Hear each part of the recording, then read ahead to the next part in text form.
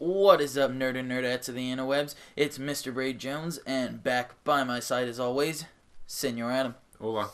We are speaking of nerds, and we are bringing you a special little episode.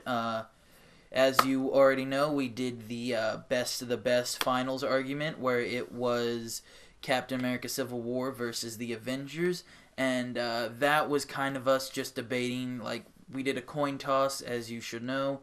And we just like pick sides that way. It's not really our personal opinions. It's just us kind of finding like ways to like think about the movie differently, almost. And it was just a fun idea that we came up with. But now we kind of want to like talk about it in more of a less like us competing against each other, and more of like our actual opinions on it. And that's pretty much what this video is gonna be. Feel free to let this influence your vote, by the way. Oh, okay. Yeah. Okay. Sure. Then you'll just win. Okay. You'll probably win. Hopefully it'll win anyway. Yeah. But. Alright. First off, that is my personal opinion that Captain America Civil War is the better movie. Yeah. What about you? Like, yeah, you same say, thing. Okay. Alright. Well, I mean, I guess we're in agreement on that, but Yeah. still need to address things. There was one thing I wanted to address from the video. I did say that even if you think that Zemo is a bad villain, that I said that he's still a better villain than the villain in Avengers. Clarify on that, Loki is definitely the best villain of the MCU, but he's only the best villain in Thor, because that's his motivation in Thor is, have you ever heard of the YouTube channel The Closer Look?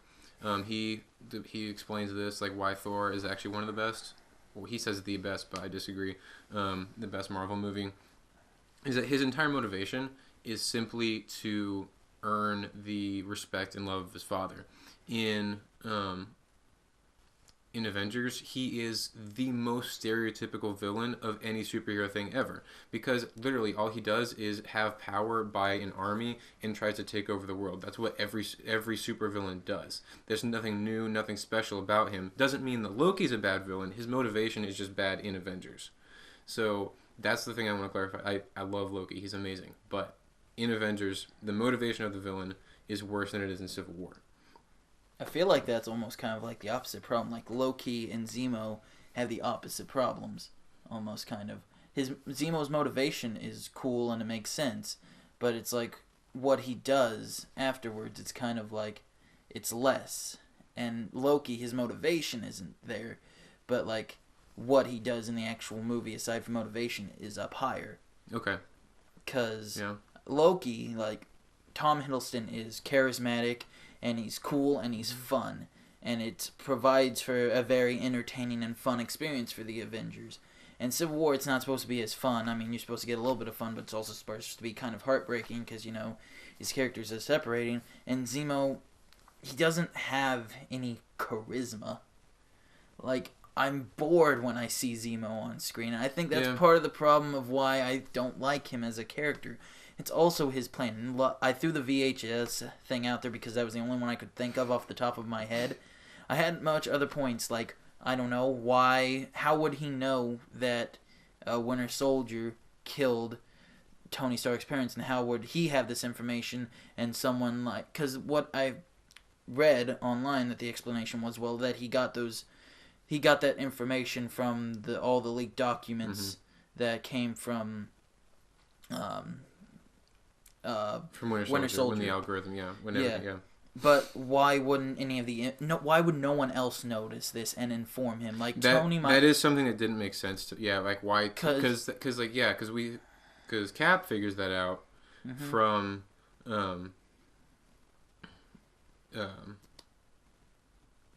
watching the videos of the information from Hydra. So I guess the way you could consider that is that Zemo he's not just some guy who goes out looking for ways to take down the Avengers. He has, whether or not he was in Hydra, he has very close ties to Hydra. The fact that he knows where to get the Red Book from, that is the trigger for Winter Soldier, shows that he didn't just do some research. He knows a lot of in-depth stuff about this. So if I remember right, the original, because he's the son of Baron Zemo, who was like one of the old Captain America villains. So I think that his father was in Hydra. So I think that would make a lot more sense how he would have access to the files. You could, I think it'd be easy to attribute that specific information to being destroyed in the bunker that is destroyed with all the information in Civil War and in Winter Soldier. So yeah, so the fact that we do have to come up with explanations pretty detailed like that, then yeah, you can argue that he's not. So I would think that Zemo is the villain, but he's not the antagonist of Civil War. Because I've said it before. Iron Man's the antagonist. I've said it before in like all the ones that I fought for Civil War, which I think was like maybe 1 or 2. Yeah. That Zemo is not. I don't even think he's the villain or antagonist or anything. That's what I love so much about Civil War is it's personal for you. It's what you believe in. That's what drives how you feel about the movie. If you were someone who is like more about, you know, the freedom of these people and you want people to have freedom, it doesn't matter if they've got superpowers or not, then you're going to go more to the side of Captain America. But if you look at it as the idea of safety, it's freedom versus safety. That's the whole idea of like politics or whatever. Or that's one of like the big things in America is, well, do we want freedom or do we want safety? If you're more on the side of freedom, it's Captain America. If you're more on the side of safety, you're rooting more for Iron Man. And that's one of the things I love so much about the movie is the villain is based on your personal ideals. And so if you're Team Captain America, or if you're Team Captain America, you're going to be against Iron Man. If you're Team Iron Man, you're going to be against Captain America. Well, I think you need to make the distinction between a villain and an antagonist. They can be the same person. But I think the distinction is that the villain has the presence of evil in them. Right. So I don't think unless you just really hate the other hero, you're not gonna. If you're on Team Cap, you're not gonna say that Iron Man is evil or that he's the villain. He's the antagonist. If you're on Team Cap, then Iron Man's the antagonist. If you're on Team Iron Man, then Cap's actually.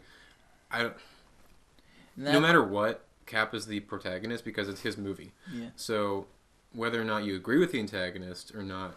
Then there is a difference between antagonist and villain. So, because like the whole plot of this, because the whole point of Civil War is them fighting over the Sokovia Accords and everything. So, really, Zemo doesn't affect that.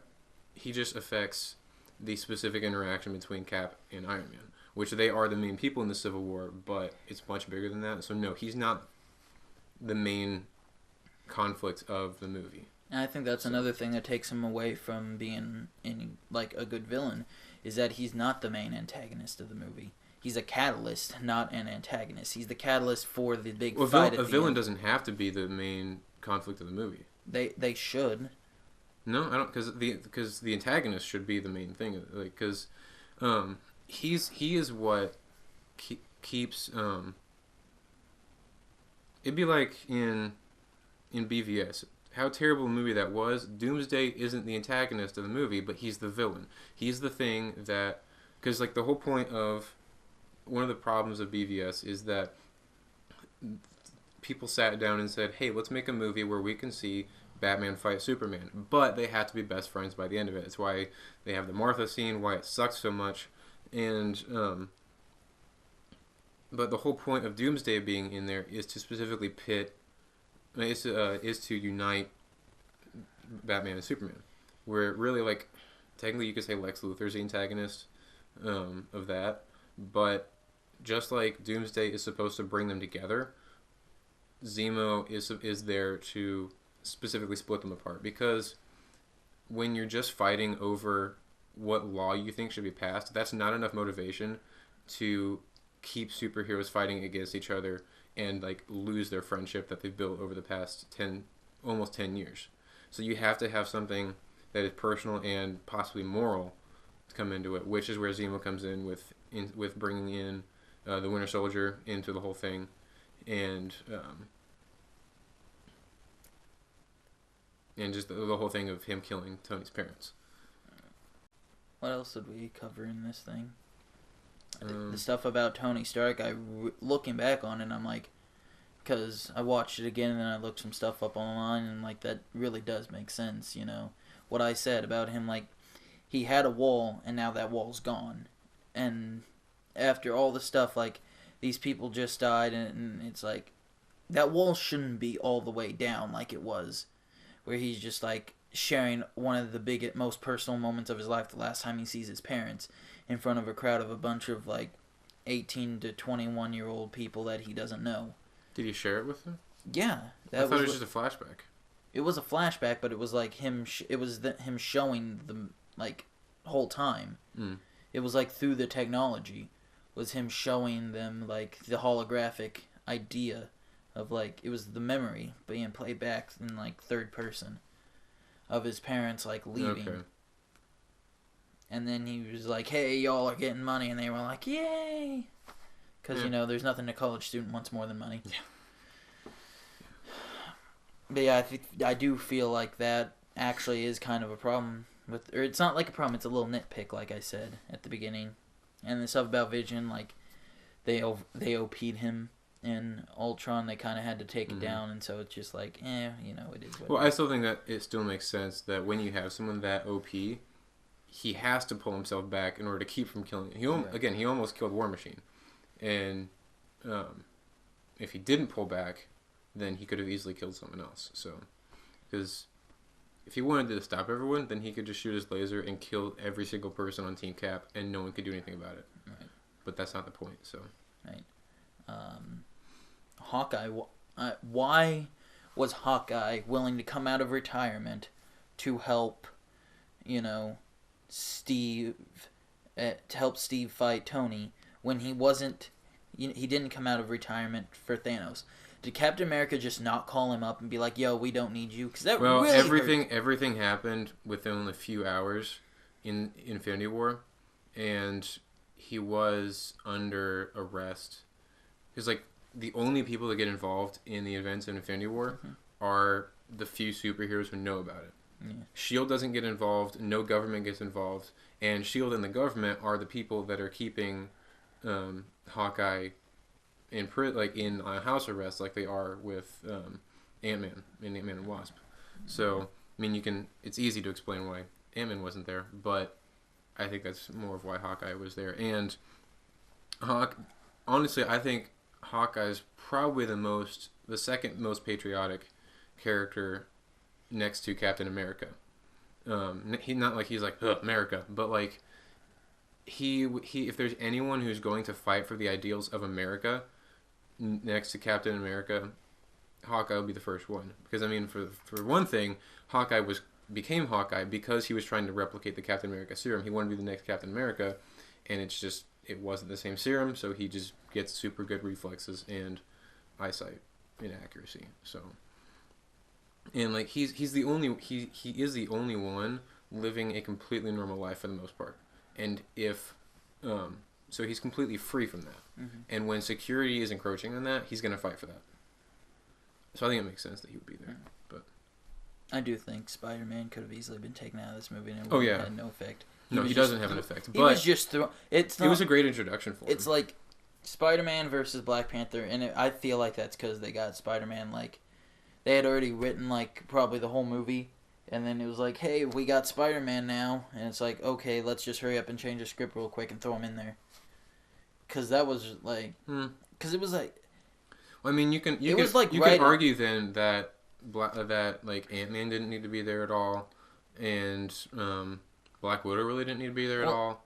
Really, the only people that need to be there are Cap, Iron Man, and Winter Soldier, because the whole point of the Sokovia Accords is really against Cap and Iron Man, and then Winter Soldier brings them, as I said earlier, brings them together.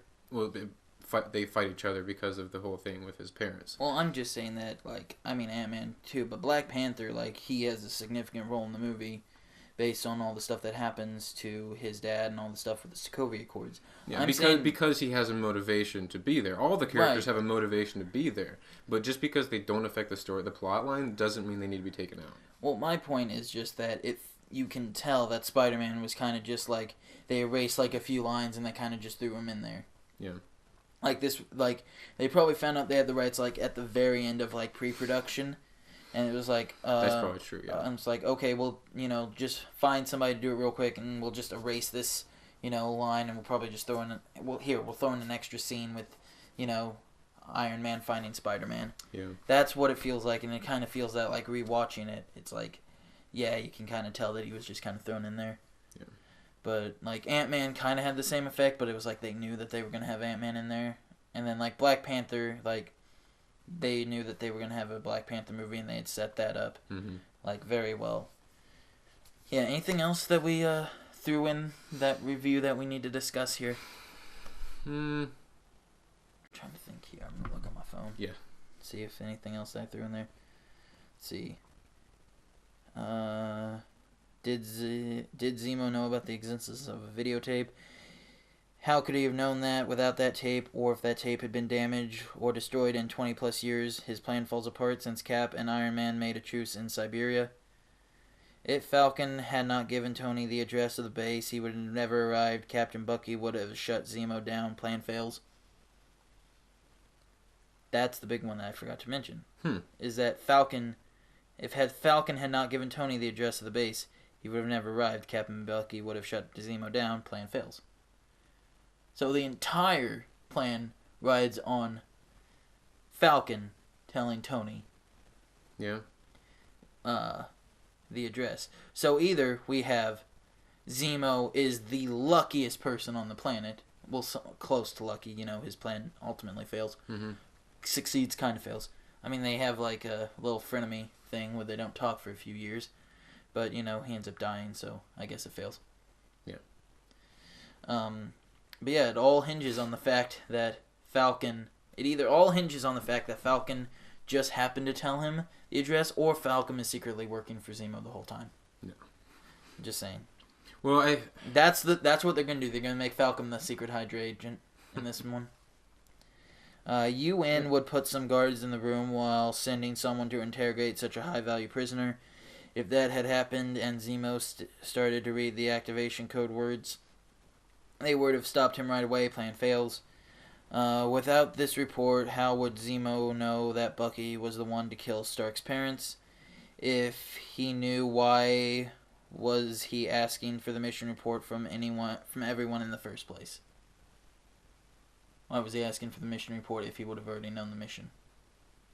If he would have already known that information, like, was he just like, oh, I know there's something valuable in there, and I'm just hoping that it pertains to them? No. Well, the mission report's the trigger for Bucky. One of the triggers. Yeah. Let's see. And again, I don't think you can't say that you can't use the stuff that he gets in Civil War. Most of those points are assuming that Zemo is just this guy from Sokovia who wants to... Was he Sokovia? Is he from Sokovia? Yes, his family dies in Sokovia. Which one's Sokovia? Sokovia is the one that got thrown up. Yeah. Okay. Yeah. What's the city that got where she blew up the thing? Where she blew up Crossbones? That was in somewhere in Africa. Okay. Wakanda. No, it's not in Wakanda. There's some Wakandans who die there. Wakanda forever. I only do it with one hand. Which is interesting because Wakanda doesn't do any sort of outreach to other countries, but the people who die in that building are a Wakandan outreach group. Plot holes. Which actually, we don't know exactly when. It was after he died. Black Panther. It was after his dad died. That's true. Never mind. Yeah. Okay. But again, like, most of those points are assuming that Zemo's just a normal guy who's trying to take down the Avengers or Iron Man. Well, he is just a normal guy. He's not. He has... His family has close ties to Hydra. Does it say that in the movie? No, but Zemo, like, they're... Like, as I said, like, Baron Zemo, his dad was in But Hydra. it doesn't say it in the movie. You don't need to say it in the movie. So, what's that from, then? It's lore. Of... Marvel. Comics? Yeah. There's tons of lore in the Marvel comics that don't make it to the movies. It's about what happens in the movies. Zemo could be just some dude, and I think that's kind of what they were going for in the movie. If I recall right, is that Zemo was just some dude who lost his family in Sokovia, and now he's just doing this year-long plan to get back at the Avengers for taking away his family. Yes, why he does it, but like he still has... He's not just a random guy who just decides to take down the Avengers. I'm going to watch the movie again. Okay. We probably should have watched it before we did this debate. But yeah, the Falcon giving Tony the address. I think it's fair to assume that he would have had a way to... I mean, it's just one one text message away from getting Tony there. Because once Tony found out who Zemo was, then it'd just be easy. Like, there'd be a way he'd be like, "Oh, whoops! I gave away where my location was. Hope Tony doesn't see this." Then. All right, so I think that wraps things up. Is there anything about Avengers that we need to talk about? We mostly talked about Civil War. Yeah. We really didn't talk about Avengers that much in the debate. It was mostly just Civil War. That was your fault, not mine. It's not my fault. Yeah, it is. How's that my fault? It's equally your fault. You talked about how great your movie was. I talked about the flaws. Yeah, in so it. your opening. You could have. Your opening statement, your 2 minutes should be you talking about what makes your movie great and maybe pointing out a few things of why it's better than the other one. Says who? Why can't it be? You did nothing but trash my movie. You didn't talk about hardly anything that was good about yours. That's not good debating. You didn't talk about anything. Yeah, I did. My first 2 minutes was nothing but talking about good stuff from my movie and saying how it was better than yours. Not just saying this. So I'm not saying this sucks about Avengers. You were and like, this is why Civil War is good. This is why it's better. You basically said this is why Civil War sucks. So you just did the opposite of me. That's what your rebuttal should be, pointing out the flaws of the other person's thing and the good things about it. You just said you spent the entire 2 minutes talking about how great your movie was, and then you say it should be half and half. No, I'm saying, like, you talk about why your movies are good and why it specifically is. So, like, me saying that Civil War wasn't just made to entertain, it has a story and it was entertaining, whereas Avengers was made just to entertain. So that's saying why my movie's good and why it's better. You basically just said your movie sucks. That's basically all your 2 minutes was. Because in the 30-second opening statement I said both of these movies are great, and we both know that, and it's the nitpicks that make my movie better. And so it goes off the nitpicks. I have to have the 2 minutes to go into the nitpicks. Because we only have 2 minutes, and I have to go fast and hard. Because I have to split out a lot of lines. Well, hopefully you all learned something from this discussion. If you have anything to add to or yell at us about, let us know in the comments. If you're watching this on Facebook, then head over to YouTube and subscribe to our channel. And if you're watching this on YouTube, then head over to Facebook and like our page. And you probably still have some time to vote in the poll to see which movie will be crowned the victor of the best MCU movie of all time. Follow Brady on Twitter at Mr. Brady Jones. Follow me on Twitter at Lee_Senior. And as always, recommend the show to your family and friends and even your enemies. Until next time, adios, amigos.